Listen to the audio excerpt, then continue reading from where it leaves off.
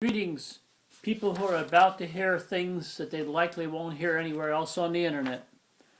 In my previous video, I talked about how in 1972 I had the urge to research, blah blah blah, I procrastinated. It took me 24 years till finally in 1996 I decided to do something about this musical problem. And the problem was music scales. Western music scales. They seem to be highly disorganized. They seem to be a potpourri, a mixed bag of methods. It was just a mess, and I wanted to try to clean it up. What I wanted to do was, or try to, devise a system, an actual system. I wanted to, if possible, organize the commonly used Western scales. I wanted to associate scales. In other words, I wanted to connect two or more scales in thought. In other words, do these scales have something in common? Do they have any significant features between the two of them, or the three of them, or the four?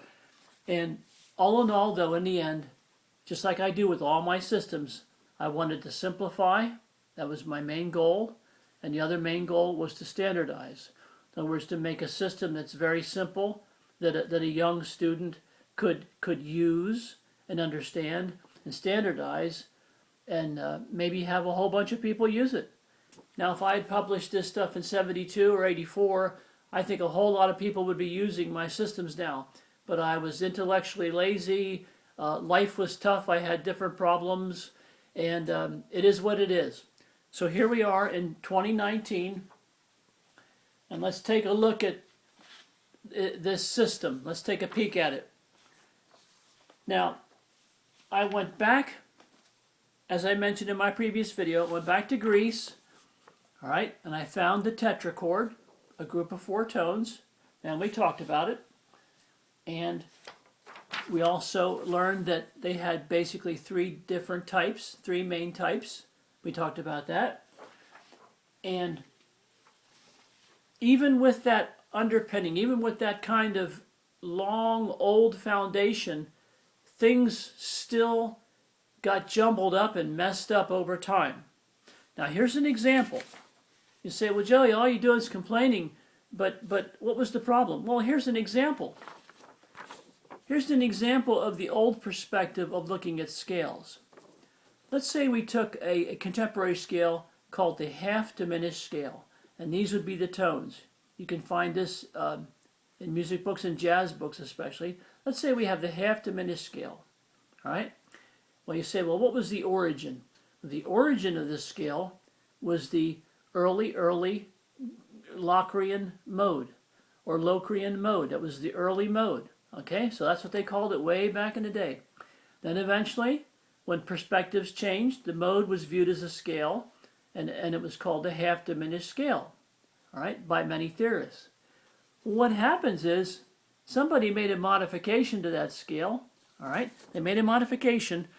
The tone at the interval of a second, all right, they wanted to raise it 1/2 step. That was the modification made to this half-diminished scale, all right? Now, after the modification, you have a new name for the scale. Actually, you have several new names for the scale.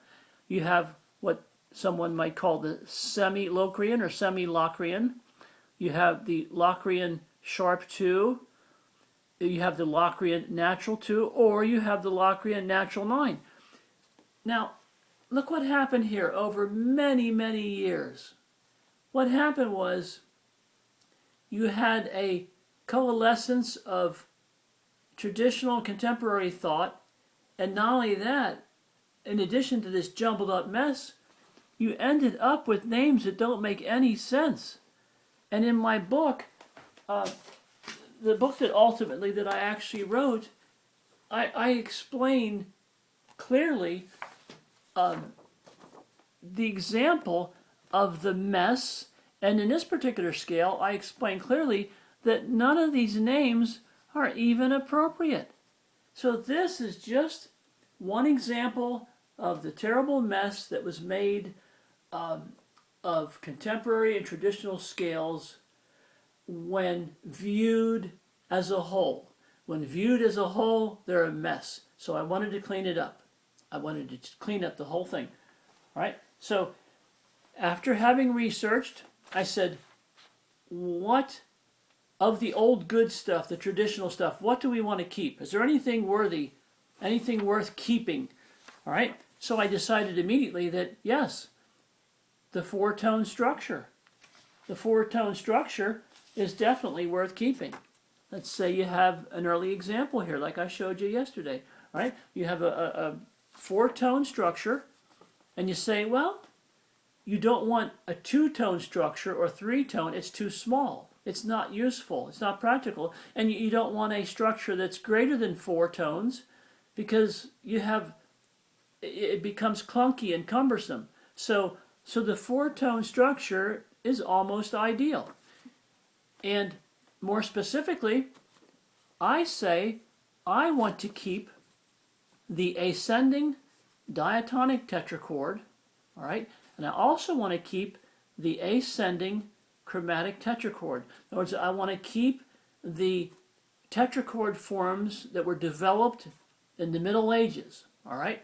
Sometime in the Middle Ages, we don't know when, nobody knows because we weren't alive. So let's look at those two. Here you have an example of an ascending diatonic tetrachord. Let's say we start on C, whole step, half step, ascending, not like the original Greek, descending. This is ascending. We're going to keep it. We like it.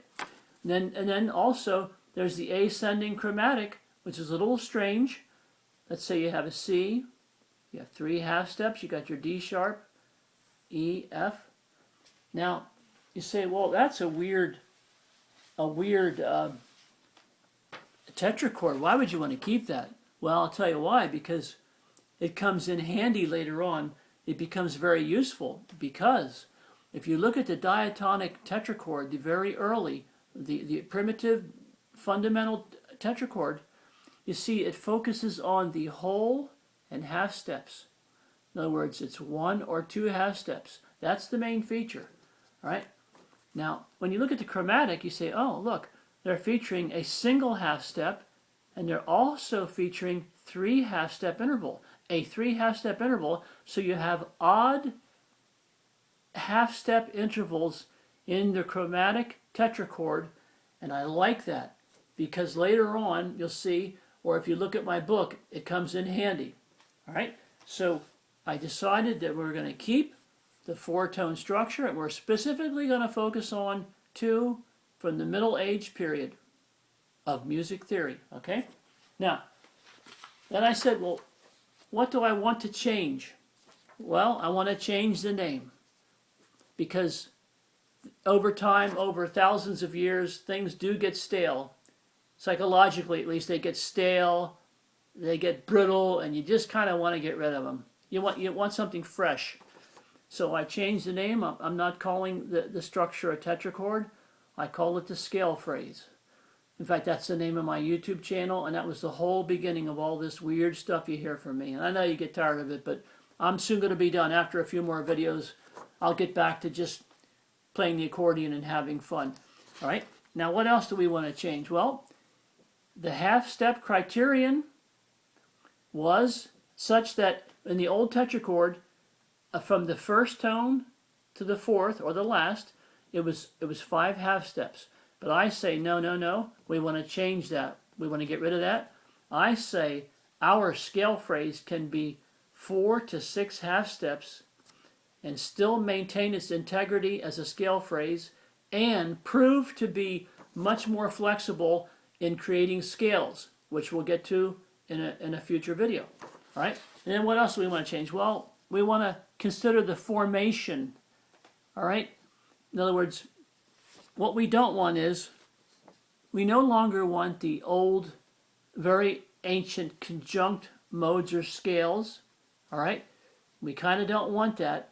What we want is, when we combine our scale phrases to make a scale, we want to end up with 7 tones plus the octave of the tonic. And I'll get to that in a future video, but We want to have 7 tones plus the octave of the tonic.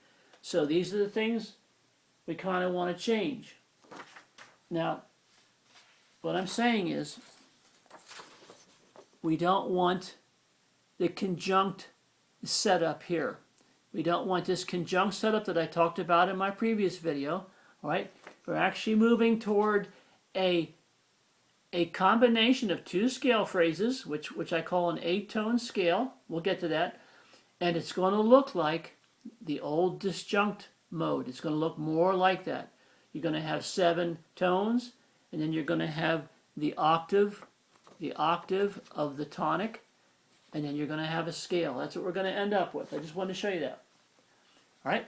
Now, quickly, what I ended up with after I did those mental exercises and those procedures that I just mentioned, I ended up with scale phrases. And that's the whole deal of my system. In fact, in my book, that's one of the main features, the scale phrase system. That's one of my main features. All right, there it is. It's an actual real thing. All right. Now, here are what I ended up with. These are what I ended up with. The basic scale phrases. These are the basic ones. So I just printed a page out of my book. Here you have the major, the minor 2 is what I call it. We'll discuss that later. The augmented scale phrase, the diminished scale phrase, the harmonic scale phrase, the altered scale phrase, and then the really crazy one, the blues scale phrase. Now, if you look at the basic scale phrases here, you're just looking at the half steps, you're just perusing, you're taking a quick peek. Oh, you notice something here. The harmonic scale phrase has the 2 half steps and the 3 half step interval here, and you say, oh, well that, I remember that. You showed us that on your primitive Greek tetrachords. You see? They're rearranged, but I kept the ascending chromatic form of the tetrachord because of these half steps. And that is why I kept that. All right? And that is why I kept these 2, the ascending diatonic, all right, and the ascending chromatic. And I just showed you why. Now, there also, in addition to the 8 basic scale phrases, there are 8 unusual scale phrases. And I thought about this for days and days, and I thought, you know what, I can't think of a good name for it. I just call them unusual. And here you have the unusual. You'll hardly ever see them in scales. So once in a while you'll see some strange stuff. All right? But look at this. Look at this. Unusual number 7. You have your 3 half steps. Now this is ascending, not descending. You have your 3 half steps, half step, half step. All right? And then look at this here. You have your half step, 3 half steps. You have the reverse. So that's why I kept the ascending chromatic tetrachord, and I kept it also because of the combination of odd numbered half steps. 1 half step, odd, 1 half step, odd, and 3 is an odd number of half steps. So that's very important. We'll talk about that later. So basically I ended up with 8. I created 8 basic scale phrases. All right, 8. We'll talk about them later. And then 8 unusual, which you'll hardly ever see in my music or anybody else's. But the point is, they are available if you need them. And with these scale phrases, I moved forward and decided, you know what, I think I can organize scales. I think I can clean them up and make them look good. So tune in for the next few videos to see if I succeeded. If I didn't, you just press delete and go about your business.